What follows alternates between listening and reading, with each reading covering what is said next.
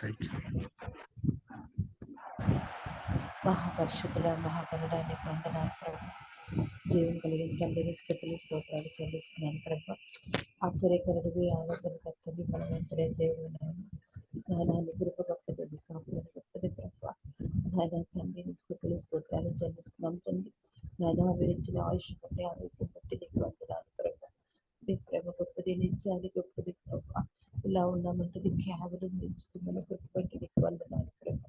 నాయన తండ్రి నా నోటి వాక్కులన్నీ మీరు బ్రతుకుతారని చెప్తున్నావు ప్రభా. ఆయా దినదినము కూడా ప్రభా తండ్రి నాన్న మేము ఏదో ఒక విషయంలో తండ్రి నాన్న తప్పిపోతే చనిపోతే ప్రభా యేసుక్రీస్తుని నామంలో బ్రతుకుతున్నాం తండ్రి నీకు వందనాలు. అయా వాక్యం ద్వారా మీరు మాట్లాడండి ప్రభా. నీ వాక్యం మాకు తండ్రి ఎముకలకి సత్యం అంటున్నావు ప్రభా. అయా హృదయానికి నెమ్మది అంటున్నావు ప్రభా. హృదయానికి ఆనందం అంటున్నావు ప్రభా. అయానికి వందనాలు చెల్లిస్తున్నాం తండ్రి. అయాదిగా వాక్యం చెప్తున్న అయ్యగారిని మీరు జ్ఞాపకం చేసుకోండి తండ్రి. మెస్సులు చేత మరుగుపరచండి, విరక్తుల చేత భద్రపరచండి, మీ నోటికి కోరే వాడుకోండి ప్రభా. అయా వెలకల జ్ఞానం గ్రహించగల జ్ఞానం మాకు దయచండి ప్రభా. నీకు వందనాలు స్థితులు స్తోత్రాలు చెల్లిస్తున్నాం తండ్రి. జీవం కలిగిన తండ్రి, ప్రేమ కలిగిన తండ్రి నీకు వందనాలు ప్రభా. ఇక తండ్రి వాక్యంలోకి వెళ్ళిచుండగా తండ్రి నాతో మాతో అందరితో మాట్లాడమని ప్రభా. సకల ఘనత మహిమ ప్రభావం మీరు ఒక్కరే పొందుకోమని నజరుడైన యేసునామమున అడిగి వేడుకొంచున్నాం మా పరమ తండ్రి. ఆమేన్, ఆమేన్, ఆమేన్. ఆమేన్. థ్యాంక్ యూ సో మచ్ అమ్మ గారు. మరి స్పీకర్ గారు ఇంట్రడ్యూస్ చేయవలసిందిగా పాస్టర్ విజయ్ చంద్ర గారు. అయ్య గారు ప్లీజ్ అండి. గుడ్ మార్నింగ్ మా జాన్సన్. Good morning sir. మన రక్షకుడైన యేసుక్రీస్తు ప్రభు వారి అతి శ్రేష్టమైన నామానికి మహిమ కలుగును గాక. నేటి ప్రాతకాల జుమ్ము కుడికలో దేవునితో సహవాసం చేయటానికి, ఆయన వాక్యాన్ని వినడానికి విచ్చేసినటువంటి దేవుని పిల్లలందరికీ ప్రభు నామమున శుభాభివందనాలు తెలియజేస్తూ ఉన్నాను. ఈరోజు మనకు దైవ సందేశాన్ని అందించడానికి దేవుని చిత్తానుసారంగా ఏర్పాటు చేయబడిన దేవుని సేవకురాలు సహోదరి జి ఝాన్సీ గారు మనకు చాలా సుపరిచితులే. వారు ప్రార్థనా సమయాన్ని నిర్వహిస్తూ గతంలో మనల్ని నడిపిస్తూ వచ్చారు. వారిని పరిచయం చేయటం గౌరవంగా భావిస్తూ నూతనంగా జాయిన్ అయిన వారి నిమిత్తమై దేవుని మహిమ కొరకై వారి గురించినటువంటి క్లుప్త పరిచయం. సహోదరి ఝాన్సీ గారు మరియు వారి ప్రియమైన భర్త బ్రదర్ జి కోటేశ్వరరావు గారు హైదరాబాద్కు చెందినవారు. బ్రదర్ కోటేశ్వరరావు గారు సీనియర్ అకౌంట్స్ మేనేజర్గా పనిచేస్తూ ఉన్నారు. కేథలిక్ నేపథ్యం నుండి వచ్చిన ఝాన్సీ గారు 8వ తరగతిలో ఉన్నప్పుడు యేసయ్యను సొంత రక్షకుడిని అంగీకరించి ఉన్నారు. అప్పటి నుండి వారు ప్రభువుకు బలమైన సాక్షిగా జీవించుచూ ఉన్నారు. యూనివర్సిటీ స్టడీస్ తర్వాత ప్రభువును మరింత ప్రభావవంతంగా సేవించుటకు గాను ఝాన్సీ గారు థియాలజీని అభ్యసించి ఉన్నారు. ఝాన్సీ మరియు కోటేశ్వరరావు గారులకు 2 అందమైన పిల్లలు. వారి పేర్లు శ్రీనిధి మరియు శ్రీకాంత్. ఈ సమయంలో మనకు దైవ సందేశాన్ని అందించడానికి దేవుని సేవకురాలు సహోదరి జి ఝాన్సీ గారిని ప్రేమపూర్వకంగా ఆహ్వానిస్తూ ఉన్నాం. Good morning sister. Praise the Lord. Good morning brother. Thank you అండి. థ్యాంక్ యూ విజయ్ చంద్ర గారు. మరి అలాగే గ్రూప్ లో ఉన్న ప్రతి ఒక్కరికి పేరు పేరు చెప్తున్నా వందనాలు తెలియజేస్తున్నానండి. అవకాశం ఇచ్చిన దేవునికి, బాబీ గారికి, కోర్ కమిటీ సభ్యులకు అందరికీ కూడా వందనాలండి.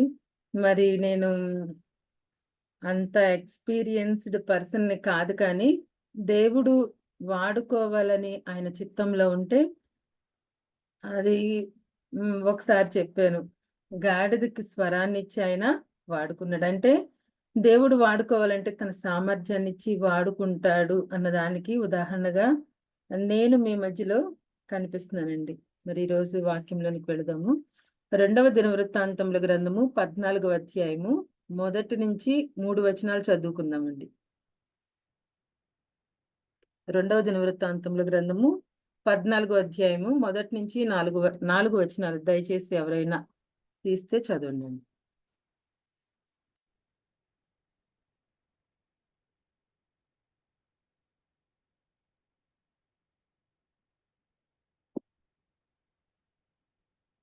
లేకపోతే నేనే చదివేస్తానండి. అబియా తన పితరులతో కూడా నిద్రింపగా జనులు అతనిని దావీదు పట్టణమందు పాతిపెట్టిరి. అతనికి బదులుగా అతని కుమారుడైన ఆస రాజాయను. ఇతని దినములలో దేశము 10 సంవత్సరములు నెమ్మది పొందెను. ఆస తన దేవుడైన యెహోవా దృష్టికి అనుకూలముగాను యథార్థముగాను నడిచిన వాడై అన్య దేవతల బలిపీఠములను పడగొట్టి ఉన్నత స్థలములను పాడు చేసి ప్రతిమలను పగులగొట్టి దేవతా స్తంభములను కొట్టివేయించి వారి పితరుల దేవుడైన యెహోవాను ఆశ్రయించుటకును ధర్మశాస్త్రమును బట్టియు విధిని బట్టియు క్రియలు జరిగించుటకును యూదా వారికి ఆజ్ఞాపించి. ఆల్రెడీ మరి ఎవరి గురించి చెప్తున్నామో మీకు అర్థమయ్యే ఉంటుంది, ఎందుకంటే మీరందరూ చాలా షార్ప్. మరి ఆశ గురించి ఈరోజు చెప్పాలని ఆశపడుతున్నాను. మరి మనకి అందరికీ తెలుసండి, సమైక్య పాలనలో 3 రాజులు పరిపాలించారు. దేవుడు మొదటి రాజుగా సౌలుని ఎన్నుకున్నాడు, 40 సంవత్సరాలు పరిపాలించాడు. దావీదు, సమూయేలు, సొలొమోను 3 కూడా 40 సంవత్సరాలు పరిపాలించారు. తర్వాత రాజ్యము దక్షిణ ఉత్తర రాజ్యాలుగా డివైడ్ అయిపోయింది, యూదా ఇశ్రాయేలు రాజ్యంగా. యూదా రాజ్యానికి ఈ ఆస 3వ రాజుగా మనకి కనిపిస్తున్నాడు. సొలొమోను కొడుకు రెహబాము తర్వాత అబియా వచ్చాడు. అబియా కొడుకే మనం ఈరోజు చెప్పుకొనబోయే ఆస. మరి ఆస 41 సంవత్సరాలు పరిపాలన చేశాడు. వాళ్ళ పితరులు 40 సంవత్సరాలు పరిపాలన చేస్తే ఆ 3 ఇంకా ఈయన 1 సంవత్సరం ఎక్స్ట్రా చేశాడండి, 41 సంవత్సరాలు పరిపాలన చేశాడు. మరి మనకి ఈ ఆస ఇప్పుడు చదువుకున్నాం 14, 15, 17 ఈ అధ్యాయాలలో ఈ ఆస జీవితం మనకి కనిపిస్తుంది. అయితే మరి ఆస తన తండ్రి అబియా, తాత రెహబాము వాళ్ళిద్దరి జీవితం కన్నా ఆసా జీవితం గొప్పదని మనం ఇప్పుడు ముందు జరగబోయే అంశాలను బట్టి మనం తెలుసుకుంటాం. మీలో చాలా మందికి ఆసా జీవితం తెలిసి ఉండొచ్చు. మరొక్కసారి మనం ఆసా జీవితాన్ని మనం జ్ఞాపకం చేసుకుందాము. మరి ఆసా యొక్క భార్యను మనం చూస్తే, తన భార్య పేరు 2వ దినవృత్తాంతంలో 20వ అధ్యాయము 31వ వచనంలో ఉంటుంది. తన పేరేంటంటే, తన భార్య పేరు అజూబా. తన కొడుకు యెహోషాపాతు గురించి తెలియని వాళ్ళు ఎవ్వరూ ఉండరు. యెహోషాపాతు ఈ ఆసా కొడుకే. ఇక్కడే ఉంటుంది 17వ అధ్యాయం 1వ వచనంలో. అయితే రెహబాము వాళ్ళ తాతకి ఎంతమంది భార్యలంటే 78 మంది భార్యలు. ఆసా వాళ్ళ తాతకి చాలా మంది పిల్లలు పుట్టారు. అట్లాగే అబియాకు కూడా 14 మంది భార్యలు. ఈ ఆస ఒక్క భార్యను మాత్రమే కలిగి ఉన్నాడు. అంటే వాళ్ళ తాత పితరుల్లాగా ఆయన ఎక్కువ బహుమంది భార్యలను చేసుకోవాలి. మనకి వాళ్ళ ముత్తాత గురించి తెలుసు, సొలొమోను 1000 మంది భార్యలు. ఎలా మెయింటైన్ చేశాడో మనకి తెలీదు.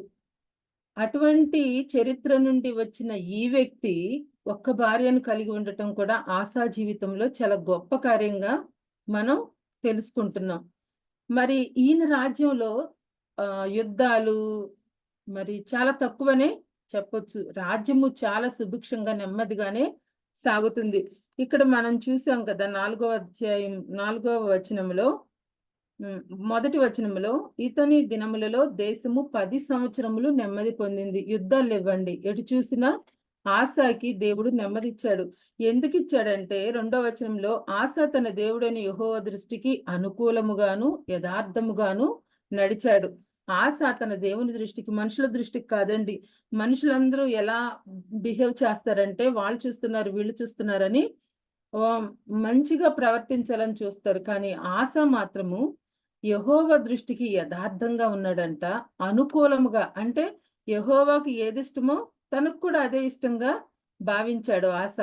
మనం కూడా అటువంటి జ్ఞానం కలిగి ప్రవర్తించాలి. అంటే మనం విశ్వాసులంగా అయిన దగ్గర నుంచి మన ఇష్టాలను పక్కన పెట్టాలి. దేవుని చిత్తం ఏంటి, దేవునికి ఇష్టంగా ఉండాలంటే మనం ఎలా నడిస్తే బాగుంటుందన్న ఆ దృక్పథంతో మనం నడవాలండి. ఆస అలా జీవించాడు.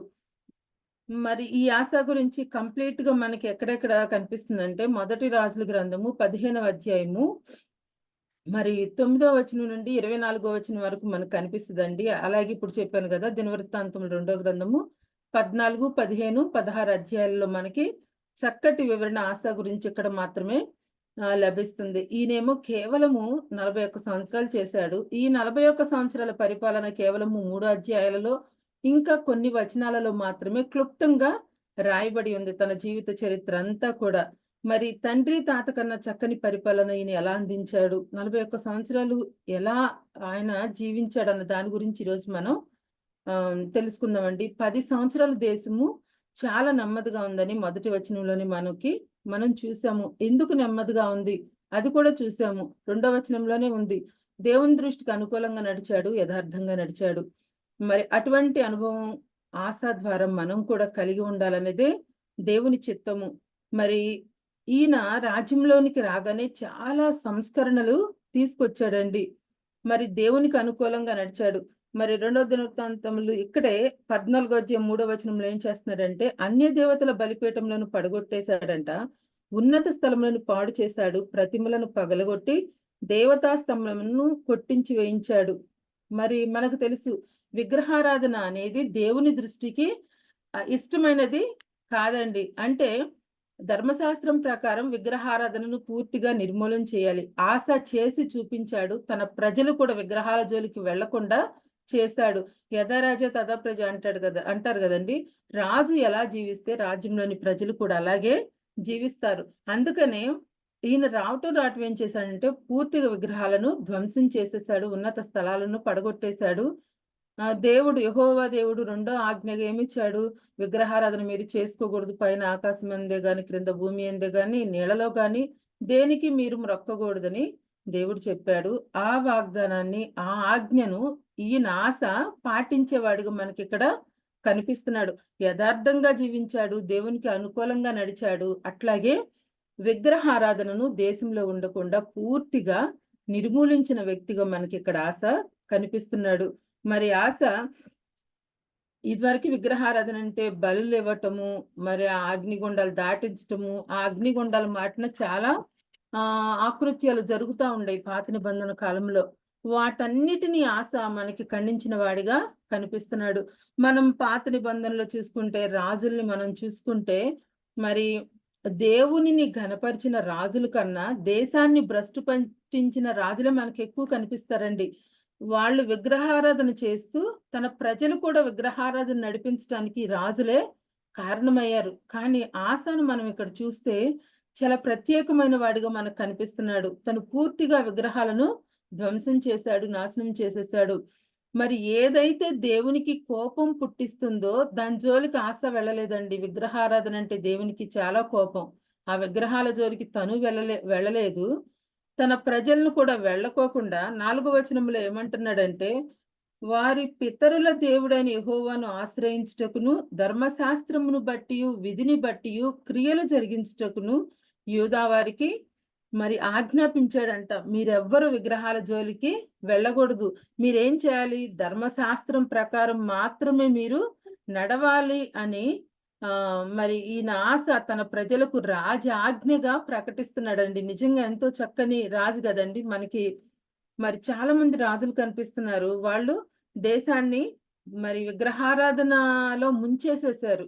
కానీ ఈ ఆశ మాత్రం వాటి జోలికి మీరు వెళ్ళొద్దని చక్కగా చెప్పిన వ్యక్తిగా మనకి ఇక్కడ కనిపిస్తున్నాడు. మరి మనం గమనిస్తున్నాం, ధర్మశాస్త్ర ప్రకారం నడిచినంత కాలము కూడా ఆశ నెమ్మది పొందాడండి. రాజ్యం నెమ్మది ఉంది, యుద్ధాలు లేవు, ఎక్కడ చూసినా జయమే. మరి మనం ఆత్మీయంగా ఆలోచిస్తే దేవుని చిత్తానుసారము మనం జీవిస్తే మనకెప్పుడు కూడా నెమ్మదే. మరి జయమిస్తాడు, క్షేమమిస్తాడు, కాపుదలిస్తాడు, భద్రత ఇస్తాడు. మరి మనం అనుకున్నదంతా దేవుడు చేస్తాడు. ఒకవేళ చెయ్యకపోయినా సరే మనకేమి నష్టం లేదండి. ఎందుకంటే దేవుడే మనకు తోడుగా ఉంటున్నాడు. సమస్యలు రావని నేను చెప్పను, కానీ వస్తాయి. ఆ సమస్యలను అధిగమించే శక్తి కూడా ఆ టైంలో దేవుడు మనకి ఇస్తాడు. మనం ధర్మశాస్త్ర ప్రకారం మనం నడవాలి. యేసు ప్రభు ఏమన్నాడు, నేను ధర్మశాస్త్రాన్ని కొట్టివేయటానికి రాలేదన్నాడు, నెరవేర్చడానికే నేను వచ్చానన్నాడు. దానికి కొంత కొనసాగింపు యేసు ప్రభు కొండ మీద ప్రసంగంలో ఇవ్వటం మనం చూస్తాము. మనం అలా జీవించాలి. వాక్యానికి విధేయత చూపాలి. ఈ ఆశ ధర్మశాస్త్రానికి ఎలా విధేయత చూపాడో మనం కూడా వాక్యానికి అంతే విధేయత చూపే వారంగా మనం ఉండాలి. మరి అట్లాగే శ్రమ వచ్చినా సరే మనకి ధైర్యం ఉంటుంది. ఇక్కడ ఈయనకి 10 ఇయర్స్ పూర్తిగా నెమ్మది వచ్చేసిందండి. మరి తర్వాత మనం 7వ వచనం నుంచి ఇంకా ముందుకెళ్ళిపోతా ఉంటుంటే అక్కడ ఏమవుతుందంటే 9వ వచనం వచ్చేసరికి కూషీయుడైన జెరహు వారి మీద దండెత్తి 1000 సైన్యమును 300 రథములను కూర్చుకొని బయలుదేరి మారేషా వరకు రాగా ఇక్కడ శత్రువు బయలుదేరిపోయాడు. ఇప్పటి వరకు దేవుడు వారికి తోడుగా ఉన్నాడు, జయమిచ్చాడు, యుద్ధాలు లేవు, అంత దేశమంతా నెమ్మదే. శత్రు రాజ్యం మరి వీళ్ళ మీద యుద్ధానికి వచ్చింది. 1000 మంది సైన్యం, 10 లక్షల మంది మారేష వద్దకు వేసి కాపు వేశారు. అక్కడికి వచ్చేసి కాపు వేశారు. మరి ఈయనకి కూడా తక్కువ సైన్యం లేదండి. 7వ వచనం 8వ వచనం చూసుకుంటే ఆయన దగ్గర 5,80,000 మంది సైన్యం ఉంది. ఆశ దగ్గర ఆ శత్రు రాజ్యం దగ్గర 10 లక్షల మంది సైన్యం ఉంది. ఈయన దగ్గర 5,80,000 మంది సైన్యం ఉంది. మరి అంత సైన్యం ఉంది. తన సైన్యాన్ని ఆశ్రయించవచ్చు, తన సైన్యాన్ని బలపరచవచ్చు. కానీ ఇక్కడ ఆశ చేసిన సందర్భం మనకి ఏంటంటే, ఆశ ఏం చేశాడంటే 11వ వచనంలో ఆశ తన దేవుడైన యెహోవాకు మొరపెట్టి, యెహోవా విస్తారమైన సైన్యము చేతిలో ఓడిపోకుండా బలము లేని వారికి సహాయము చేయుటకు నీకన్నా ఎవరునూ లేరు. మా దేవా యెహోవా, మాకు సహాయము చేయుము. నిన్నే నమ్ముకొని ఉన్నాము. నీ నామమును బట్టియే ఈ సైన్యమును ఎదిరించుటకు బయలుదేరి ఉన్నాము. ఇక్కడ మొత్తం కూడా ఆశ దేవుని పైనే భారం వేస్తున్నాడండి. దేవుని మీదే ఆనుకుంటున్నాడు. 10 లక్షల మంది సైన్యం వచ్చారు. అయినా సరే ఈయనేమి భయపడలేదు. ప్రభువా, నువ్వు మాకు దేవుడివి. మన దేవుడు ఎవరు? ఇశ్రాయేలు సైన్యములకు ముందు నడిచే దైవం. ఆయన వెనకాలండి మీరు ముందు వెళ్ళండి అనే దేవుడు కాదండి. ఆయనే ముందు నడుస్తూ మనల్ని రండి, నా వెంబడి రండి అని చెప్పే మన దేవుడు వారికి ఆశాకి ముందు నడుస్తున్నాడు. ఆయన తన సైన్యాన్ని అక్కడ సమకూర్చటలేదు, కానీ దేవుని మీదే కేవలము దేవుని పైన ఆధారపడి ఎంతో చక్కని ప్రార్థన, మీకు అవకాశం ఉన్నప్పుడు చదువుకోండి. చాలా చక్కగా ఇక్కడ మరి ఆశ చేసిన ప్రార్థన చాలా మనకి ధైర్యాన్ని ఇస్తుంది. మనం ఎలా ఆపద సమయంలో ప్రార్థన చేయాలో ఆ ప్రార్థన మనకి నేర్పిస్తుంది. మనం కూడా ఆ విధంగా ప్రార్థన చెయ్యాలి అని బోధిస్తుంది. ఆ ప్రార్థన ద్వారా మనం బలపడతాం. కొంతమంది ప్రార్థన చేస్తుంటే వింటాం కదండి, వాళ్ళ ప్రార్థన కూడా అసలు దేవుడు మనతో మాట్లాడుతున్నాడా అన్న విధంగా ఉంటది కొంతమంది ప్రార్థనలు. ఇక్కడ ఆశ చేసే ప్రార్థన కూడా ఆయన ఏమి కూడా మరి 10 లక్షల సైన్యం వస్తుంది మీరు అనుకోవచ్చు. ఆ 10 లక్షల సైన్యంతో ఈయన తలపడి గెలవగలడా అని. కానీ ఖచ్చితంగా గెలవగలడు. మనకి నెమ్మదిగా ఉన్నప్పుడే, సైలెంట్‌గా ఉన్నప్పుడే కొన్ని శోధనలు కూడా మన జీవితంలో ప్రవేశిస్తాయి. వాటన్నిటిని మనం ఎదుర్కోవాలంటే ముందు మనకేం కావాలి? ప్రార్థనా జీవితం కావాలి. ఆశ ఇక్కడ మనకు నేర్పించేది ఏంటంటే ప్రార్థనా జీవితాన్ని నేర్పిస్తున్నాడు. మనం ప్రార్థనను కొన్ని సార్లు నిర్లక్ష్యం చేస్తా ఉంటాం. వాక్యం చదువుతా ఉంటాం, వాక్యం చెప్తా ఉంటాము, వాక్యం మీద ఎక్కువ ఫోకస్ చేస్తా ఉంటాం. కానీ దేవుడు ఏమంటున్నాడంటే మనకి ప్రార్థన కూడా చాలా ఇంపార్టెంట్. ఆశ రాజైనప్పటికీ చక్కని ప్రార్థనా వైఖరి కలిగి ఉన్నాడండి. నిజంగా తన పితరుల దగ్గర నుంచి ఆ ప్రార్థన వైఖరి నేర్చుకొని ఉండవచ్చు. ప్రభువా, నువ్వు మాకు సహాయం చెయ్యి. ఇంకా ముందుకెళ్తుంటే మేము బలం లేని వాళ్ళమయ్యా, మమ్మల్ని బలపరిచే దేవుడు నువ్వే అని అంటున్నాడు. మాకు సహాయం చెయ్యి, విస్తారమైన సైన్యం చేతిలో మేము ఓడిపోకూడదయ్యా, నిన్నే నమ్ముకున్నాం అని ఎంతో చక్కని ప్రార్థన ఇక్కడ మరి ఈయన ఆశ చేస్తున్నాడు. మరి ఇవన్నీ ఆశ ఎందుకు చేస్తున్నాడు? ప్రార్థనకే ఎందుకు ప్రాధాన్యత ఇచ్చాడు? ఎందుకంటే తన దేవుడు ప్రార్థన ఆలకించే దేవుడని ఆశాకు తెలుసు. మరి ముందు నడుస్తాడు, మనల్ని వెనక నడిపిస్తాడు. నేను ఈ లోకానికి రాజును, ఇక్కడ ఈ సైన్యానికి రాజును, కానీ పై అధికారి దేవుడే నాకు అధికారిగా ఉన్నాడని ఆశ గ్రహించాడు. మరి ఆయనే యుద్ధాలు మాన్పువాడు ఆయనే అని ఆశ గ్రహించాడు. దేవుని దగ్గరికి వెళ్ళి ప్రార్థించాడు. అయితే అక్కడ జరిగిన అద్భుతం ఏంటంటే, మనం ఈ సందర్భంలో ఒకటి నేర్చుకోవచ్చు. ఆ 1000 మంది సైన్యాన్ని చూసిన ఆశ ఎక్కడా కూడా భయపడినట్టు మనకి కనిపించట్లేదండి. అమ్మో, ఇంత సైన్యం ఉంది, నా దగ్గర కొద్దిగా తక్కువ సైన్యం ఉంది, మేము గెలుస్తామా లేదా అని ఆయన ఏమీ భీతి చెందలేదు, భయపడలేదు. మరి దేవుని మీదే ఆధారపడ్డాడు. ఏం జరిగిందంటే, ఆధారపడ్డాడు. ఆ రాజు వచ్చాడు, అక్కడి నుంచి కూషీయుడైన జరహు వచ్చాడు. దేవుడు ఆ కూషీయుడైన జరహుకి గుణపాఠం చెప్పి పంపించాడు. మరి మన దేవుడు ఏదైనా చేయగల సమర్థుడు అనటానికి బెస్ట్ ఎగ్జాంపుల్ అండి. ఇంకా కింద వచనాలకు మనం వెళ్తే, వీళ్ళేమి యుద్ధం చేయలేదండి. కానీ 13వ వచనంలో ఆసాయు, ఇక్కడ 12వ వచనంలో చూస్తే, యెహోవా ఆ కూషీయులను ఆసా ఎదుటను యూదావారి ఎదుటను నిలవనీయక వారిని మొత్తినందున వారు పారిపోయిరి. ఆసాయును అతనితో కూడా ఉన్నవారును గెరారు వరకు వారిని తరుమగా కూషీయులు మరలా పంక్తులు తీర్చలేక యెహోవా భయము చేతను ఆయన సైన్యపు భయము చేతను పారిపోయేరి. ఎంతో సైన్యం ఉంది, 10 లక్షల మంది కాల్బలం వచ్చింది. దేవుడు ఏం చేశాడు? ఈ ఆశా ప్రార్థన ఆలకించాడు. వారిని మొత్తాడంట. 10 లక్షల మందిని మొత్తితే వచ్చిన దారిని వచ్చినట్టే వాళ్ళు పారిపోయారు. మనకు కూడా మన జీవితంలో కొన్ని సమస్యలు, ఇవి తీరుతాయా, ఇవి జరుగుతాయా, నా వల్ల అవుతుందా, దేవుడు చేయగలడా అని మనం అనుకుంటాం. ఖచ్చితంగా దేవుడు చేస్తాడండి. మనకే విశ్వాసము తక్కువగా ఉంటది. దేవుడు ఏ కార్యమైనా చేయగల సమర్థుడు. మరి ఆ 10 లక్షల మంది సైన్యాన్ని చూసి ఆయన ఏమీ భయపడలేదు. మనం కూడా సమస్యలు వచ్చినప్పుడు మనం ఎప్పుడు కూడా భయపడని వారుగా ఉండాలి. యుద్ధం లేదు, ఏమీ లేదు, ఇక్కడ సైన్యాన్ని సమకూర్చడం లేదు యోధావారు. చక్కగా ఆ యుద్ధంలో దేవుడు వారి పక్షాన ఉండి యుద్ధము యెహోవాదైన వాగ్దానాన్ని వారి పట్ల నెరవేర్చి, మరి ఈ యోధా ప్రజలకు చక్కని విజయాన్ని దేవుడు వాళ్ళేం కష్టపడకుండానే చక్కగా ఇచ్చాడు. ఎందుకంటే కేవలము ప్రార్థన వలననే సమస్తము సాధ్యమవుద్దండి. అందుకని ఆసాను గూర్చి మనం నేర్చుకోవాల్సిన ఒక చక్కని విషయం ఏంటంటే, ధర్మశాస్త్రానికి ప్రాధాన్యత ఇచ్చాడు, విగ్రహారాధనను పూర్తిగా నిర్మూలన చేశాడు. గొప్ప ప్రార్థనా పరుడుగా మనకి ఇక్కడ కనిపిస్తున్నాడు. మనం కూడా ఆ విధంగానే ప్రార్థన వైఖరితో మనం ఉండాలి. మరి ఇదంతా చేసుకొని బయటంతా విగ్రహాలను పడగొట్టేసేసి ఏం చేస్తున్నాడంటే ఇంటికొచ్చాడు. ఇంటికొచ్చేసరికి ఇంటి దగ్గర ఏం జరుగుతుందంటే 15వ అధ్యాయము 16వ వచనము. ఎవరైనా తీస్తే దయచేసి చదవండి. 15వ అధ్యాయము 16వ వచనము. మరియు తన తల్లి అయిన మయక అసహ్యమైన ఒక దేవతా స్తంభమును నిలిపినందున ఆమె ఇక పట్టపు దేవి అయి ఉండకుండా రాజైన ఆశ ఆమెను తోసివేసి ఆమె నిలిపిన విగ్రహమును పడగొట్టి చిన్నాభిన్నం చేసి కిద్రోను వాగు దగ్గర దాన్ని కాల్చివేసెను. ఇక్కడ మనం చూస్తే బయటంతా విగ్రహారాధన, దేశంలో విగ్రహారాధన లేకుండా చేశాడు. ఇంటికి వచ్చేసరికి ఏం చేస్తుంది? వాళ్ళ తల్లే విగ్రహాలను నిలిపి కూర్చుంది. కొన్నిసార్లు మన జీవితాల్లో కూడా ఇట్లాగే జరుగుద్ది కదండి.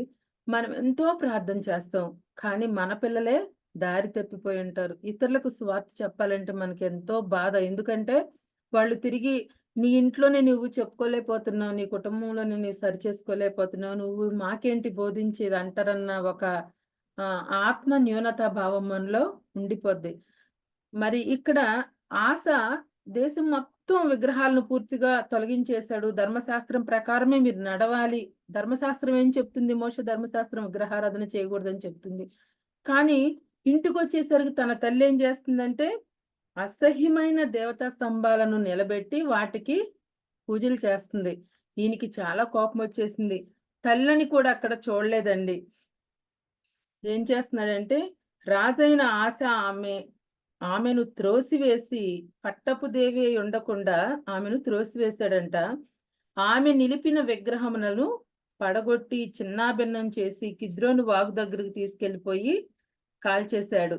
మరి చక్కని అనుభవం కదండి. మరి తన తల్లే కదా అని తనేమీ క్షమించలేదు. తన తల్లి అయినా సరే, తన సొంత ఇంటి వారైనా ధర్మశాస్త్రం ముందు వాళ్ళందరూ నా వెనకాలే ఉండాలి, ధర్మశాస్త్రమే ముందుండాలి, ధర్మశాస్త్రానికే లోబడాలి తన ఇంటి వారైనా సరే అని మరి ఆశ ఇక్కడ మరి చాలా పవర్ఫుల్ గా మనకి కనిపిస్తున్నాడు. పాపాన్ని ఖండించే వ్యక్తిగా కూడా మనకి ఇక్కడ ఆయన కనిపిస్తున్నాడు. మనం కూడా అలాగే ఉండాలని ఆయన బోధిస్తున్నాడు. మరి చాలా అద్భుతం. జరహు పారిపోయాడు, దేశం అంతా నెమ్మది వచ్చేసింది, విజయం వచ్చేసింది. 10 లక్షల మంది సైన్యాన్ని వీళ్ళందరూ ప్రార్థన చేయటం ద్వారా దేవుడు తన బిడ్డల్ని కాపాడటానికి మరి గొప్ప విజయాన్ని ఇచ్చిన దేవుణ్ణి వాళ్ళు స్తుతిస్తూ ఉన్న సందర్భంలో మరి ఇక్కడ 15వ అధ్యాయము 1వ వచనం వచ్చేసరికి వాళ్ళందరూ సంతోషంగా ఉన్నారు. ఆ టైంలో దేవుడు ఏం చేస్తున్నాడంటే, ఆ కాలమున దేవుని ఆత్మ ఓదేదు కుమారుడైన అజర్యా మీదకి రాగా అతడు ఆసాను ఎదుర్కొనబోయి ఇలాగూ ప్రకటించెను. 2వ వచనం చదవండి సిస్టర్. 17వ అధ్యాయమా సిస్టర్? 17 15 సిస్టర్. 15. ఆస, యూదావారులారా, బెన్యామీనీయులారా, మీరందరూ నా మాట వినుడి. మీరు యెహోవా పక్షపు వారైన ఎడల ఆయన మీ పక్షంన నుండును. మీరు ఆయన యొద్ద విచారణ చేసిన ఎడల ఆయన మీకు ప్రత్యక్షమగును. మీరు ఆయనను విసర్జించిన ఎడల ఆయన మిమ్మల్ని విసర్జించును. నిజమైన దేవుడైనను. చాలా సిస్టర్.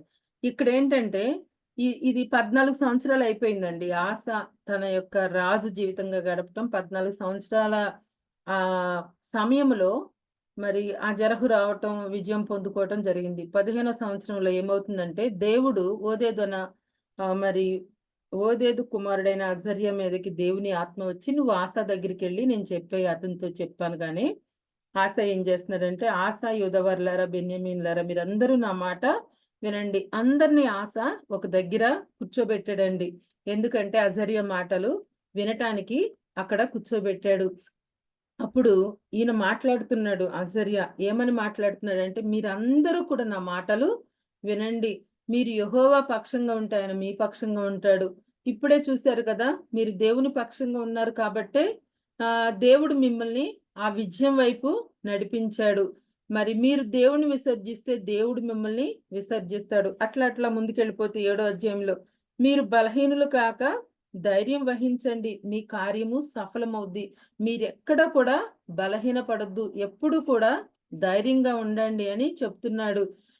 ఇప్పుడే విజయం వచ్చింది, యూదులు చాలా సంతోషంగా ఉన్న ఈ టైంలో దేవుడు ఎందుకు ఇలా మాట్లాడుతున్నాడు అజర్యా ద్వారా అంటే, భవిష్యత్తులో ఏదో జరగబోతుంది అని దేవుడు ఒక హెచ్చరిక ఇస్తున్నాడు. మీరు అంటే దేవుడికి సమస్తము తెలుసు కాబట్టి భవిష్యత్తులో ఏదో జరగబోతుంది, మీరు బలహీనులుగా ఉండొద్దు, బలంగా ఉండండి, విశ్వాసమందు స్థిరంగా ఉండండి, దేవుడు పక్షంగానే ఉండండి అని దేవుడు హెచ్చరిస్తున్నాడు. మీరు యెహోవాను ఎప్పుడు కూడా విసర్జించొద్దు, ఇప్పుడు ఎలా ఉన్నారో ఫ్యూచర్ లో కూడా అలాగే ఉండండి అన్నట్టుగా దేవుడు అజర్యా ద్వారా బోధిస్తున్నాడు. మరి 8వ వచనంలో మనం చూసుకుంటే ఆస ఏం చేస్తున్నాడంటే ధైర్యం తెచ్చుకున్నాడంట. ప్రవక్త అయిన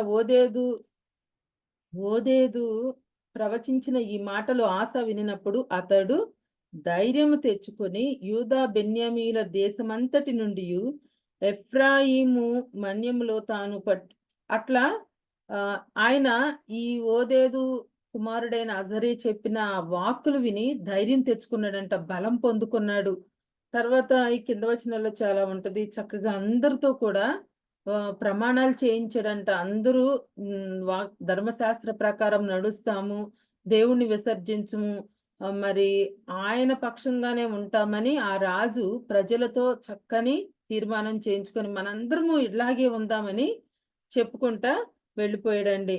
మరి 2వ దినవృత్తాంతంలో ఉంటది 10వ వచనంలో, 15వ అధ్యాయం 10వ వచనంలో, ఆస ఏలుబడి యందు 15వ సంవత్సరమున 3వ నెలన వారు యెరూషలేములో కూడి అందరూ కూడా పిన్నలు పెద్దలు అందరూ కూడా 12వ వచనంలో పూర్ణ హృదయముతోనూ పూర్ణాత్మతోనూ తమ పితరుల దేవుడని యెహోవా యొద్ద తామ విచారణ చేద్దాం, దేవుని యొద్దనే విచారణ చేద్దాం, ఇంకా దేని జోలికి వెళ్ళదు, విగ్రహాల జోలికి వెళ్ళదని చక్కని వైఖరి కలిగి ఉన్నారు.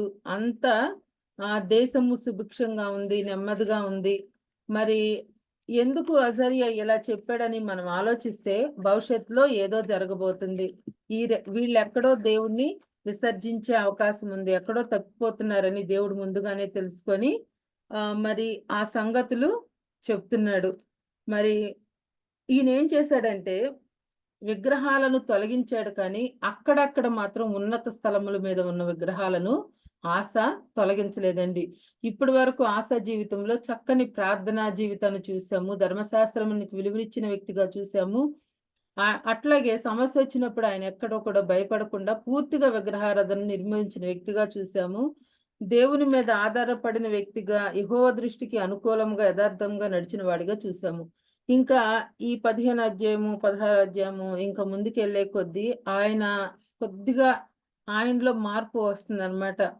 ఎందుకంటే ఆయన అక్కడక్కడ ఉన్నత స్థలాలను మరి పడేయలేదంట, విగ్రహాలను ఉంచాడంట. అంటే అవేం చేస్తాయిలే అనుకొని ఉండొచ్చు, ఇది మనల్ని ఏం చేయలేదులే అనుకొని ఉండొచ్చు, చిన్నదే కదా అని నిర్లక్ష్యం చేయొచ్చు. మనం కూడా కొన్నిసార్లు మన జీవితాల్లో కొన్ని అబద్ధాలు కానీ మరి మోసాలు కానీ చేస్తా ఉంటారు చాలా మంది. అవి చిన్నయే కదా, నరకానికి తీసుకెళ్ళే కాదుగా అనుకోవచ్చు. కానీ ఆ చిన్న వాటిని పట్టుకొని అపవాది ఏం చేస్తాడంటే మరి పెద్ద పెను ప్రమాదాలు సృష్టిస్తాడు. మనం నరకానికి వెళ్ళే వరకు ఆ చిన్న వాటిని మన జీవితంలో వాడుకుంటాడండి. అందుకని పేతురు అంటాడు కదా, మీరు అపవాదికి చోటియ్యకుడని. మరి ఈయన ఆ విగ్రహాలను పడగొట్టకుండా ఉండటం ద్వారా మరి చాలా సమస్యలు తర్వాత ఎదుర్కొన్న వాడిగా మనకి కనిపిస్తాడు. మరి అందుకని మనం ఆత్మీయ జీవితంలో చాలా జాగ్రత్తగా ఉండాలి. ఎందుకంటే అపవాది ఎప్పుడు మన పక్కనే పొంచి కూర్చుంటాడండి. అది మన కుటుంబ సభ్యుల ద్వారా మనల్ని హింసించవచ్చు, లేకపోతే బయట వారి ద్వారా ఎట్లాగో మనల్ని పడేయాలని చూస్తూ ఉంటాడు. కానీ మనం ధైర్యంగా ఉండాలి.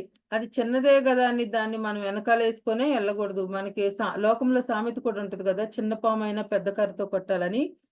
మనలో ఉన్న బలహీనతలు అవి చిన్నవి అయినా సరే దేవుని వాక్యం ద్వారా, ప్రార్థన ద్వారా మనం వాటిల్ని తొలగించుకోవాలి. మరి ఈ ఆశ యూదులకు మరి ఒక పక్కన రాజుగా ఉండి 19వ వచనంలో ఉంటది, 15-19లో ఆశ ఏలుబడి యందు 35వ సంవత్సరం వరకు యుద్ధములు జరగలేదు. ఈ 14వ సంవత్సరంలో మారేషా దగ్గర కూషీయుడైన జరహుతో యుద్ధం జరిగిందండి. కానీ ఈయన యుద్ధం చేయకుండానే గెలిచాడు. అట్లా ఈయన మొత్తం 41 సంవత్సరాలు పరిపాలన చేశాడని ముందే చెప్పుకున్నాం కదా. ఆయన పరిపాలనలో 35వ సంవత్సరం వరకు దేశము చాలా నెమ్మదిగా ఉందంటండి. అంటే ఈయన ఎక్కువ శాతం దేవుని ధర్మశాస్త్రానికి ప్రాధాన్యత ఇచ్చాడు కాబట్టి దేవుడు మరి అంతకాలము ఆశాకి నెమ్మది కలగజేశాడు. 35 సంవత్సరాలు యుద్ధం లేకుండా దేవుడు కాపాడాడు. తానే ఆ యూదులకు రాజుగా ఉన్నాడు అప్పుడు.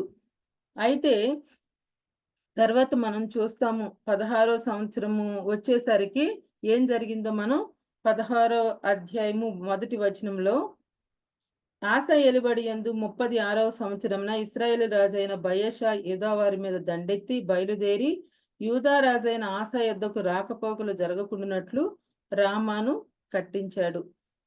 ఇక్కడ ఏంటంటే అటుపక్కన బయషా అన్న రాజు ఇశ్రాయేలుకి రాజుగా ఉన్నాడు. ఇక్కడ యూదులకేమో రాజ్యం 2 భాగాలు అయిపోయింది కాబట్టి యూదులకేమో ఆశ రాజుగా ఉన్నాడు, అటుపక్క ఇశ్రాయేలీలకు బయషా రాజుగా ఉన్నాడు.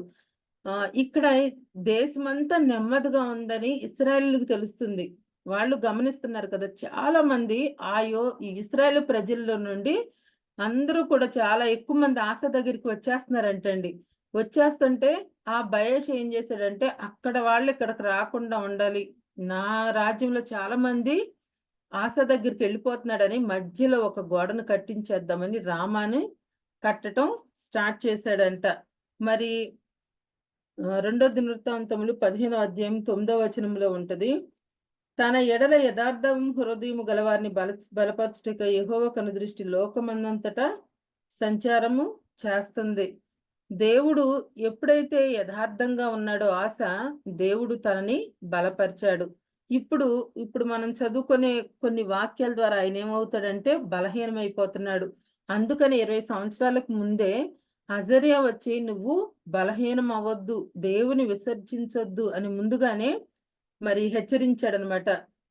ఈ రామాని కడుతుంటే ఆస భయపడుతున్నాడండి. బయషా ఎట్లాంటి వాడంటే తన తండ్రిని చంపి బయషా రాజయ్యాడు. ఇతను నన్నేం చేస్తాడో అంతకుముందు 10 లక్షల సైన్యాన్ని చూసి ఆస ఎక్కడ భయపడినట్టు మనం చూడలేదు. ఆ 10 లక్షల సైన్యం వచ్చినా సరే తన ప్రజలను ధైర్యపరచలేదు. కేవలము ప్రార్థన ద్వారా మాత్రమే 10 లక్షలు పారిపోవటానికి ఈ ప్రార్థన సహాయపడింది. ఇక్కడ ఏంటంటే గోడ కడుతున్నాడు, రాకపోకలుండో, మరి బిజినెస్ జరగదు, ఇవన్నీ ఆలోచించాడు. భయపడి ఈయనేం చేస్తున్నాడంటే మరి వాళ్ళ తండ్రిని చంపాడు. ఇప్పుడు ఎలా నా ప్రజలు ఎలా అనుకుంటున్నాడు. ఆశలో కొద్దిగా భయం స్టార్ట్ అయింది. నా ప్రజలు ఎలా అనుకున్నాడో ఏమో తెలియదు కానండి, బలహీనత స్టార్ట్ అయిపోయింది. మరి అందుకనే మనం ఏం చేయాలంటే ఆశ చెప్పిన ఈ మాటలే దేవుడు మనకు కూడా చెప్తున్నాడు. అజరి ఏమంటున్నాడంటే మీరు బలహీనులు కావద్దు, దేవుణ్ణి విసర్జించొద్దు, దేవుని మాత్రమే అనుసరించండి అని అజరియా చెప్పాడు. ఈ కాలంలో మనకు కూడా దేవుడు అదే మాటలు చెప్తున్నాడు. అంటే కొన్ని సందర్భంలో మనం బలహీన పడిపోయే పరిస్థితులు ఉంటాయి. మన కుటుంబ సభ్యులను చూసో, మనకున్న మరి ఫైనాన్షియల్ క్రైసిస్ ని చూసో, లేకపోతే సమస్యలను చూసో మనం భయపడతాం. దేవుడు ఏమంటే మీరు ఎక్కడా కూడా భయపడొద్దు, నేను మీకు తోడుగా ఉన్నానని చెప్తున్నాడు. కానీ మనం ఏంటంటే ఆ భయాన్ని పెంచి పోషించి ఆ విశ్వాసాన్ని కోల్పోయే స్థితిలో మనము ఉంటామన్నమాట. మరి అందుకనే ఈయన ఏం చేస్తున్నాడంటే బయషా గురించి బయషా మీద నా భయాన్ని ఈయన ఏం చేస్తున్నాడంటే సిరియా రాజు అయిన బెన్హదద్ దగ్గరికి వెళ్తున్నాడు. ఎవరు? ఆశ. అంతకుముందు ప్రమాదం రాగానే దేవుడి దగ్గరికి వెళ్ళాడు, ఇప్పుడు లోకం వైపు చూడటం స్టార్ట్ చేస్తున్నాడు. ఈయన ఏం చేస్తున్నాడంటే సిరియా రాజు అయిన బెన్హదద్ దగ్గరికి వెళ్ళాడు. బైబిల్లో బెన్హదదులు 3 ఉంటారండి. వాళ్ళల్లో ఈ బెన్హదద్, ఇప్పుడు మనం చెప్పుకునే బెన్హదదు మొదటివాడు. మరి ఈ బెన్హదద్ దగ్గరికి ఏం చేస్తున్నాడంటే కొంత బంగారాన్ని పంపి ఒక మాట అంటాడనమాట. నా తండ్రి కాలంలో నీ తండ్రి నా తండ్రి సంధిగా ఎలా ఉన్నారో అలాగే ఇప్పుడు కూడా మన ఇద్దరం ఉందాము. మరి ఈ కానుకలు పంపుతున్నాను, దయచేసి ఈ బయషా కట్టే రామాను కట్టకుండా నువ్వు ఆపాలి, నీ హెల్ప్ నాకు కావాలి అని కానుకను పంపాడండి. ఇక్కడ ఆశలో మనకి చేంజ్ కనిపిస్తుంది. అంతకుముందు దేవుణ్ణి ఆశ్రయించిన ఈ వ్యక్తి ఇప్పుడు బయషా రాజును ఆశ్రయించడం మనం చూస్తాము. దాని నిమిత్తం కానుకలు పంపిస్తున్నాడు. నువ్వు వెళ్ళి బయషాని ఎదుర్కో అని చెప్తున్నాడు. మరి మోకాళ్ళ మీద ఉన్నాడు. తన రాజ్యం మీదకి 10 లక్షల మంది వస్తే ఇప్పుడు ఆ అనుభవాన్ని ఆశ కోల్పోయాడు. 35 సంవత్సరాలు తన జీవితం చాలా నెమ్మదిగా సంతోషంగా సాగింది. యుద్ధాలు లేకుండా నెమ్మదిగా నిమ్మళంగా సాగింది. ఇప్పుడు ఎప్పుడైతే మరి బెన్హదదు ఎంటర్ అయ్యాడో, బయషా రామాను కడుతున్నాడో, వెంటనే తన యొక్క చూపు గురి అంతా ఎడు తిప్పేశాడంటే లోకం వైపు తిప్పేశాడు ఆశ. అప్పటి వరకు దేవుని యందు భక్తిగా ఉన్న ఈ ఆశ బయషా గురించి బెన్హదద్ వైపు టర్న్ అయిపోయాడండి. చిన్న బలహీనత, ఇప్పుడు బలహీనుడైపోయాడు. మరి చిన్న అవకాశం వచ్చిన సాతాను దూరిపోతాడు. అందుకనే ఇందాక చెప్పాను కదా, అపవాదికి మనం ఎక్కడ కూడా చోటు ఇవ్వకూడదు. అది చిన్న పాపమైనా చిన్న బలహీనత అయినా సరే. మరి మొత్తం తీసుకెళ్లి సిరియా రాజు అయిన బెన్హదద్ చేతిలో పెట్టాడండి. ఏది? బంగారం అంతా. అప్పుడు సిరియా రాజు ఏం చేశాడు? తన సైన్యాన్ని బయషా రాజు మీదకి పంపించేశాడు. పంపించి పైనుండి కొన్ని రాజ్యాలను సుమారు ఈ బెన్హదద్ ఏం చేశాడంటే ఇశ్రాయేల్ యొక్క 4 పట్టణాలను మరి పట్టుకుంటాడు. ఈ సంగతి బయషాకి తెలుస్తుంది. 2వ దినవృత్తాంతములు 16వ అధ్యాయం 4లో ఉంటది. అక్కడ బెన్హదద్ సైన్యము ఈ పట్టణాన్ని కొల్లబెడుతున్నారన్న సంగతి ఈయనకి తెలుస్తుంది. ఎవరికి? ఆశాకు తెలుస్తుంది. ఆశ ఏం చేస్తాడంటే అక్కడికి వెళ్ళి వాళ్ళు కట్టడానికి ఉన్న సామాగ్రినంతా ఈ ఆశ తెచ్చేసుకొని ఆయన కొన్ని పట్టణాలను కట్టించుకుంటాడనమాట. తన సైన్యాన్ని అక్కడ తీసుకెళ్లి ఆ నిర్మాణానికి కావలసిన మెటీరియల్ అంతా ఈయన రాజ్యంలోనికి తెచ్చేసుకొని మిస్పా, గిబా అనే పట్టణాలను, ప్రాకారాలను కట్టడం ఆసా స్టార్ట్ చేస్తాడు. ఇదంతా చూస్తున్న దేవుడు ఊరుకుంటాడండి. అంతకు ముందు ఆసాకి ఎంత సహాయం చేశాడో ఇప్పుడు పూర్తిగా దేవునికి ఆయన మీద కోపం వచ్చేస్తుంది. మరి వాళ్ళ తాత ఏమో దావీదు, వాళ్ళ ముత్తాత ఏమంటాడు, రాజులు నమ్ముకోవటం కంటే యెహోవాను ఆశ్రయించడం మేలంత అంతా చెప్పాడు. మనవడు ఏం చేస్తున్నాడు, రాజుల్నే నమ్ముకుంటున్నాడు. బెన్హదదు, ఆ సిరియా అంటే అసలు అది శత్రు రాజ్యము. శత్రు రాజ్య రాజుల్ని ఆయన ఆశ్రయించే స్థాయికి ఆశ వచ్చాడు. అంత విశ్వాస విషయంలో బలహీనుడైపోయాడు.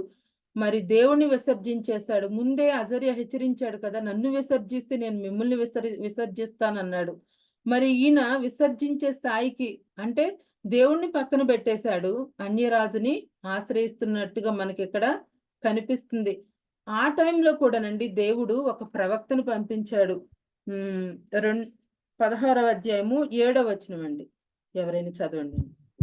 ఆ కాలమందు దీర్ఘదర్శి అయిన హనాని యోధారాజైన ఆసా యొద్దకు వచ్చి అతనితో ఇలాగు ప్రకటించును, నీవు నీ దేవుడైన యెహోవాను నమ్ముకొనక సిరియా రాజును నమ్ముకుంటివే. సిరియా రాజు యొక్క సైన్యము నీ వశము నుండి తప్పించుకుని పోయెను. ఇక్కడ హనాని ద్వారా దేవుడు మాట్లాడుతున్నాడు. నువ్వు దేవుడిని నమ్ముకోవటం మానేసావు, సిరియా రాజును నమ్ముకున్నావు, మరి నువ్వు మతి తప్పి, 9వ వచనంలో ఉంటుంది, మతి తప్పి ప్రవర్తిస్తున్నావు. 35 సంవత్సరాలు నెమ్మది ఇచ్చాను, కానీ మరి ఇప్పటి నుంచి నీవు చేసిన తప్పిది వల్ల నీకు యుద్ధాలే జరుగుతాయి అని చెప్తున్నాడు. నిజంగా ఆసాకి కొద్దిగా జ్ఞానం ఉన్నా, ప్రభు నేను తప్పు చేశానయ్యా అని దేవుడిని క్షమాపణ అడగాల్సింది. కానీ ఆయన ఏమీ క్షమాపణ అడగలేదండి. 10వ వచనం వచ్చేసరికి, ఆ దీర్ఘదర్శి అట్లు ప్రకటించినందుకు ఆసా అతని మీద కోపగించి రౌద్రం చూపి అతనిని బందీ గృహంలో వేశాడంట. ఇదియుగాక ఆ సమయమందే ఆసా జనులలో కొందరిని బాధపరిచాడు. నువ్వు తప్పు చేస్తున్నావని చెప్పిన ఆ ప్రవక్తను ఆయన ఏం చేశాడు, జైల్లో పెట్టేశాడంట. మరి చాలా మంది ప్రజలను కూడా ఆయన హింసించాడు. ఆ స్థాయికి ఆశ పడిపోయాడు. ఉన్నత స్థాయి నుంచి క్రిందకి వచ్చేసాడు. తన పతనము స్టార్ట్ అయిపోతుందండి, ఆశా పతనము. 35 సంవత్సరాలు చక్కగా ఉన్నాడు. 36వ సంవత్సరం నుంచి ఇంకా కొన్ని సంవత్సరాలే, ఇంకా 6 సంవత్సరాలు ఉంటే తన రాజ్యానికి ఆయన మరి 41 సంవత్సరాలు పరిపాలించాడు కాబట్టి ఇంకా 6 సంవత్సరాలు ఉంటే తన బాధ్యతలు అయిపోయాయి. కానీ ఈ 6 సంవత్సరాల పాలనలో ఆశ కొద్దిగా డౌన్ఫాల్ స్టార్ట్ అయిపోయింది. మరి దీర్ఘదర్శి అయిన హనానిని ఆయన జైల్లో పెట్టించేసాడు, ప్రజల్ని హింసించాడు, మతి తప్పి ప్రవర్తిస్తున్నాడంట. అంతకుముందు జ్ఞానంతో ఉన్నాడు, యథార్థంగా నడిచాడు, ఇప్పుడు మతి తప్పి ప్రవర్తిస్తున్నాడు. మరి అట్లాగే మరి దేవుడు ఊరుకుంటాడండి, చూశాడు. చాలా రోజులు, చాలా సంవత్సరాలు ఆయనకి అవకాశం ఇచ్చాడు. ఒకసారి నాతాను దావీదు తప్పు చేసినప్పుడు దేవుడు నాతాను ప్రవక్తను పంపించాడు. అట్టి మనుషుడవు నువ్వే నాతాను అని నాతాను దావీదుతో చెప్పినప్పుడు దావీదు తను చేసిన తప్పును తెలుసుకున్నాడండి, గ్రహించాడు. 141వ కీర్తనలో అంటాడు కదా, నీతిమంతులు నన్ను కొట్టుట నాకు ఉపకారం అన్నాడు, వారు గద్దిస్తే నాకు తైలంతో అభిషేకం చేసినట్టే అని దావీదు అన్నాడు. కానీ ఇక్కడ ఆశ పూర్తి విరోధంగా అయిపోయాడండి. ఎందుకంటే పూర్తిగా విరుద్ధం అయిపోయి ఆ చెప్పిన ప్రవక్తనే జైల్లో పెట్టే స్థాయికి మనం ఈయన్ని చూస్తున్నాం. మరి అంతకుముందు ఎంతో బాధ్యతగా భారంగా ఉన్న వ్యక్తి పూర్తిగా విరోధం అయిపోయాడు. మరి మన జీవితంలో ఆశను చూసి ఎన్నో విషయాలు నేర్చుకోవచ్చు. అంతకుముందు చక్కగా మరి మంచిగా ప్రవర్తించిన వ్యక్తి, ధర్మశాస్త్రం ప్రకారం నడిచిన వ్యక్తి, ప్రార్థనాపరుడైన వ్యక్తి ఎంత చక్కని ప్రార్థన చేశాడు కదండి. 14వ అధ్యాయము 11 ఆ యొక్క వచనాల్లో చూసుకుంటే గొప్ప ప్రార్థనాపరుడుగా ఉన్న వ్యక్తి దిగజారిపోయే స్థితికి వచ్చాడు. ఈ ఆశా జీవితం ద్వారా మనం నేర్చుకునే విషయాలు ఏంటంటే, మరి చాలా విషయాలు నేర్చుకోవచ్చు. కీర్తనలో కూడా అంటాడు కదా, 50వ కీర్తన 17వ వచనంలో, దిద్దుబాటు నీకు అసహ్యమైంది కదా. ఎవరైనా మనల్ని దిద్దుబాటు చేస్తుంటే దేవుని సేవకులు మనం అసహించుకోకూడదండి. మన ప్రవర్తన మనం మార్చుకోవాలి. మరి పాపం చేస్తున్నావు, తప్పు చేస్తున్నావు, మతి తప్పి ప్రవర్తిస్తున్నావు, దేవుని కని దృష్టి లోకమంతా సంచారం చేస్తుంది, నీ ప్రవర్తన మార్చుకొని హనాని చెప్పిన ఆయన ఏమీ కూడా లెక్క చేయలేదు. మరి తర్వాత ఏమైందంటే, మరి మనం చూస్తాము కింద వచనాలు వచ్చేసరికి ఆయన 36వ సంవత్సరంలో దేవుడు గద్దించాడు. 39వ సంవత్సరం వచ్చే వరకు దేవుడు వెయిట్ చేశాడండి. ఇంకా మారతాడని 3 సంవత్సరాలు దేవుడు వెయిట్ చేశాడు. కానీ ఆసాలో ఎటువంటి మార్పు లేదు. ఇన్ని కార్యాలు చేశాడు కదా, అవకాశం ఇచ్చి చూద్దాము. నా పక్షంగా ఇంత చక్కగా ప్రవర్తించాడు కదా ఆస 30 సంవత్సరాలు. ఇంకా అవకాశం ఇచ్చి చూద్దామని దేవుడు మరి వెయిట్ చేస్తున్నాడు. పాదాలలో జబ్బు పుట్టించాడంట. దేవుడే పుట్టించాడు. రోగం ద్వారా అయినా సరే ఆస నా దగ్గరికి వస్తాడేమో అనుకున్నాడు. కానీ కింద వచనాలు చూసుకుంటా ఉంటుంటే దేవుని యొద్ద అసలు విచారణే చెయ్యని వాడిగా పోతే పోయాను అన్నట్టున్నాడండి ఆస. ఎంతో చక్కని ప్రార్థనాపరుడుగా ఉన్న వ్యక్తి చివరికి వచ్చేసరికి అసలు ఆ ప్రార్థన లేదు, ఏమి లేదు. తాను బాధపడినను యెహోవా యొద్ద విచారణ అనేదే చేయని వాడిగా మనకి కనిపిస్తున్నాడు. పూర్తిగా దేవుని మీద పడటం ఆశ మానివేశాడండి. మళ్ళా జబ్బు వచ్చిన తర్వాత కూడా దేవుడు 2 years వెయిట్ చేశాడంట. ఇంకా మారతాడు, ఇంకా నా దగ్గరికి వస్తాడని. మరి 36వ సంవత్సరం నుంచి 41వ సంవత్సరం వరకు దేవుడు ఆశ గురించి వెయిట్ చేశాడు. ఎందుకంటే అంతకుముందు ప్రార్థన అనుభవం ఉంది. ఇంకా తెలుసుకుంటాడేమో ఆశ అని చెప్పి వెయిట్ చేస్తూనే ఉన్నాడు. కానీ ఆయన ఏమీ మారలేదు. మరి ఈ ఆశను చూస్తే కొంతమంది చక్కగా ప్రారంభిస్తారు. ప్రార్థనలోకి వచ్చినప్పుడు ఎంతో విశ్వాసంగా ఉంటారు, బలంగా ఉంటారు, బాగా ప్రార్థన చేస్తారు, బాగా వాక్యాలు చదువుతారు. రాను రాను ఒక సామెత ఉంటది కదా, రాజుగారు గుర్రం గాడిదైపోయిందంట. అట్లాంటి పరిస్థితుల్లోకి విశ్వాసులు వచ్చేస్తున్నారు. మనం ఆశ ద్వారా నేర్చుకోవాల్సింది ఏంటంటే, మనం ముందు ఉన్న స్థితిలోని మనం ఉండాలండి. ప్రారంభం కంటే ముగింపు గొప్పది. సొలొమోను చెప్తాడు ప్రసంగిలో. మనం చక్కటి ముగింపు కలిగి ఉండాలి. మరి అట్లాంటి అనుభవంలోనికి మనం రావాలి. మనకి పౌలు తెలుసు కదండి. పౌలు ఏమంటాడు, నా పరుగు కడముట్టించి తిని విశ్వాసమును కాపాడుకున్నాను. అంటే నేను నా ప్రారంభం కన్నా నా ముగింపుని చక్కగా ముగించాను, విశ్వాసంతో ముగించాను. నేను ఆ గీత దాటేశాను. దేవుని రాజ్యానికి నేను వారసుని అయిపోతున్నాను. నా కోసం నీతి కిరీటం ఉంచబడిందని బహుధైర్యంగా చెప్పాడు. ఆయన ప్రారంభం ఎంతో చక్కగా ఉంది, మధ్యలో కూడా చక్కగా కొనసాగించాడు, ముగింపు కూడా అలాగే ఉంది. మనం కూడా పౌలుని ఉదాహరణగా తీసుకుందాం. ఆశ ముగింపు చాలా ఘోరంగా ఉందండి. ముగింపు మాత్రం చాలా విషాదంగా ఉంది. మరి ప్రారంభంలో ఉన్న భక్తి, వాక్యం పట్ల ఆసక్తి, ప్రార్థన, మెళకువ ఇవన్నీ ముగింపులో ఉండవండి. మనం అంటాం కదా, అప్పుడు నేను ఎంతో వాక్యం చదివేదానండి, ఎంతో ప్రార్థన చేసేదాన్ని, ఎంతో బలంగా ఉండేదాన్ని అని. ఇప్పుడు ఏమైపోయిందంటే విశ్వాసము సన్నగిల్లిపోయింది. అందుకనే ఆశాకి అజర్య చెప్పిన ఆ మాటలే ఈరోజు దేవుడు మనకు చెప్తున్నాడని మనం జ్ఞాపకం చేసుకుందాం. విశ్వాసంలో స్థిరంగా ఉందాము, నిలకడగా ఉందాము, దేవుని విసర్జించకుండా ధర్మశాస్త్ర ప్రకారము నడుద్దాము, ఆయననే అనుసరిద్దాము, ఆయన మీదే ఆధారపడేవారిగా ఉందాము. మరి ఇదివరకు చర్చి పరిచర్యలో పాల్గొనేవాళ్ళు ఇప్పుడు రాను రాను వెనక్కి వచ్చేస్తున్నారు. ఇవన్నీ ఏంటంటే సాతాను వెనక్కి లాగేయటం ద్వారానే భక్తి సన్నగిల్లిపోతుంది. మరి కొంతమందికి దేవుడు జబ్బు పెట్టినా సరే రారండి. ఆ రోగంతో బాధపడతారు, కానీ దేవుని దగ్గరికి వచ్చి ప్రార్థన చేసుకోవాలన్న ఇంగితం కూడా వాళ్ళకి కలగదు. అందుకని మనం అట్టి పరిస్థితిలో ఆశలాగా మనం ఉండకూడదండి. కొన్ని పాజిటివ్ పాయింట్స్ కలిగి ఉండాలి, కానీ ఇట్లా నిర్లక్ష్య వైఖరి ఇవి మనం కలిగి ఉండకూడదు. మరి 41వ సంవత్సరంలో తన పాలనలో ఆశ చనిపోవటం మనం చూస్తాము. ఎలా చనిపోయాడు? ముగింపు చాలా విషాదంగా ఉంది. ప్రారంభం ఎంతో చక్కగా ఉంది. 2వ వచనంలో చూసుకుంటే యెహోవా ఎడల యథార్థ హృదయంతో నడిచాడు, భక్తిగా నడిచిన ఒక వ్యక్తి ముగింపు వచ్చేసరికి విషాదంతో ముగిసిపోయింది. మరి మనమైతే మన ప్రార్థన వైఖరి ఎలా ఉండాలంటే, బాహ్య పురుషుడు కృషిస్తున్న, మన వయసు పెరుగుతున్న, శరీరంలో రోగాలు వచ్చినా సరే మన అంతరంగ పురుషుడు నూతన పరచబడే స్థితిలో మనం ఉండాలి. మన వయసులో డల్ అవుతున్న ఆత్మీయంగా ఉన్నత స్థాయికి మనం వెళ్ళాలి. అపవాదికి ఎక్కడా కూడా మనం చోటు ఇవ్వకూడదు. చిన్న తప్పే కదా అని మనం చిన్న అవకాశం ఇస్తే సాతాను మనల్ని నరకానికి కూడా తీసుకువెళ్ళిపోతాడు.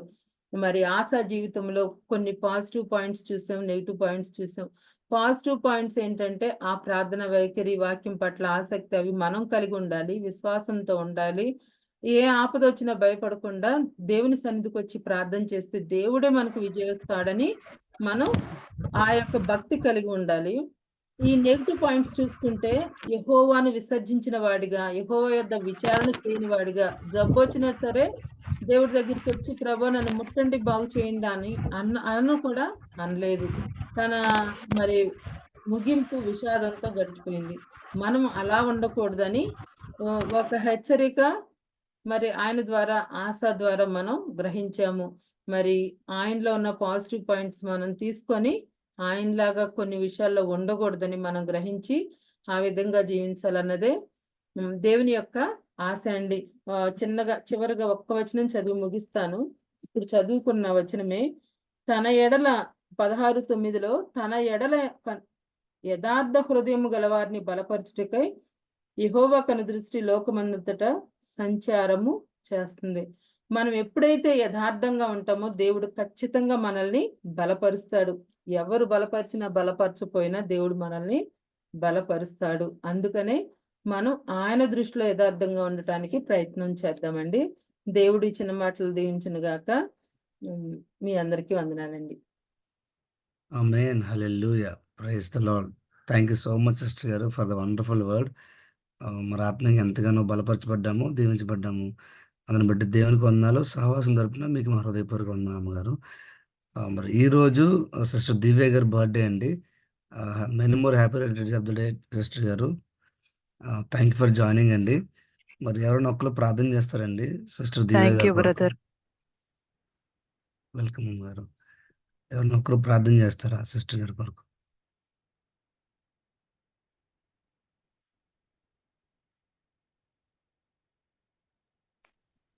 తమ్ముడు చేస్తాను తమ్ముడు.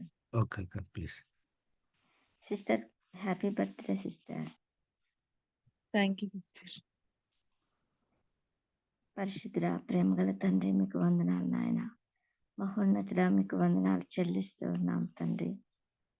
దేవా ఇంతవరకు నాయన నీ బిడ్డ ద్వారా మాకెంతో చక్కని వర్తమానాన్ని మీరు అందించారు.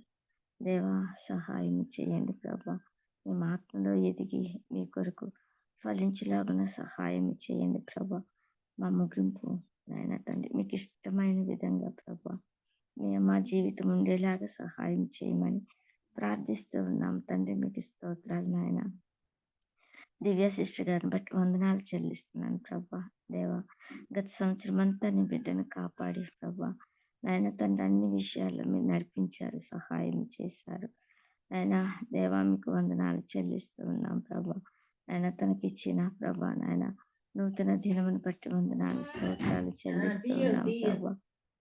దేవా దివ్య సిస్టర్ గారిని మీరు దీవించండి, ఆశీర్వదించండి ప్రభా నాయన తండ్రి. రానున్న దినాలలో అన్ని కూడా ప్రభా అన్ని విషయాల్లో నీ బిడ్డను కాపాడండి ప్రభా. కృప చూపించండి, మీ చిత్తానుసారంగా నడిపించండి ప్రభా నాయన. మీకు వందనాలు స్తోత్రాలు చెల్లిస్తూ ఉన్నాం ప్రభా నాయన తండ్రి.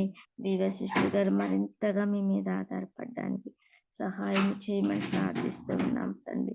నీ బిడ్డను ప్రభా నాయన మీ సాక్షిగా నాయన తండ్రి నిలవబెట్టుకుని వాడుకోమని ప్రార్థిస్తూ ఉన్నాం.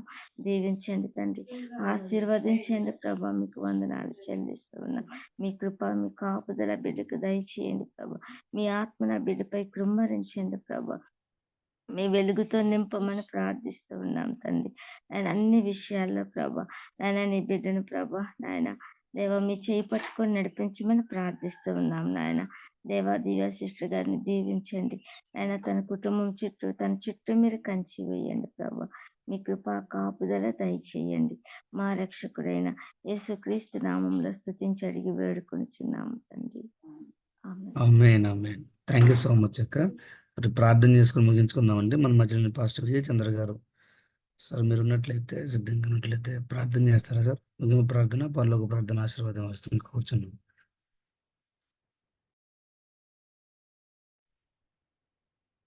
విజయ్ చంద్ర గారు ప్లీజ్ అండి.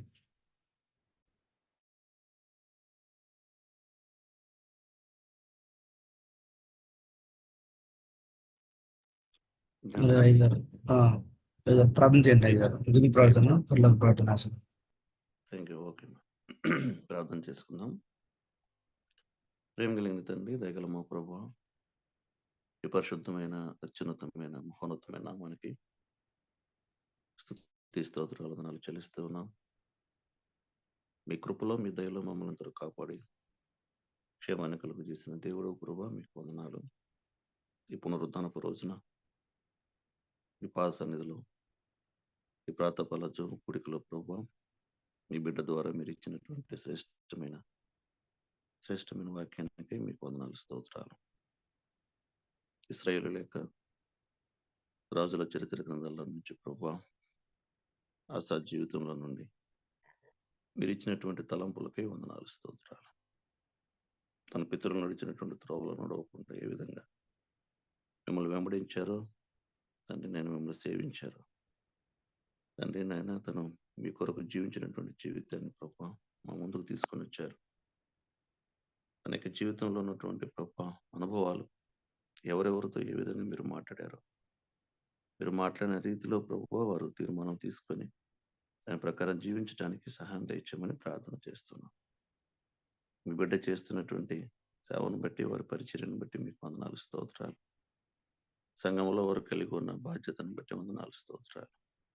సంఘ క్షేమం కొరకు, ఉన్నతి కొరకు వారిని మీరు వాడుకొని మయం పొందవలసిందిగా ప్రార్థన చేస్తున్నాం తండ్రి. నాయన సేవా పరిచర్యలో భాగంగా రకరకాల పరిచర్యలో వారు తండ్రి నాయన ముందుకు సాగుతూ ఉంటుండగా వారిని మీరు ఆత్మీయంగా బలపరిచే, ఉన్నతులు నడిపించి దీవెనకరంగా ఉంచుకొని ప్రార్థన చేస్తూ ఉన్నాం. వారి కుటుంబాన్ని బట్టి వందనాలు, స్తోత్రాలు. దీవించండి, మొదటికరంగా ఉంచండి, సహాయం చేయమని కూడా ప్రార్థన చేస్తూ ఉన్నాం. కోర్ కమిటీ సభ్యులను బట్టి వందనాలు, స్తోత్రాలు. పేరు పేరు వరుసన ప్రతి ఒక్కరిని దీవించండి.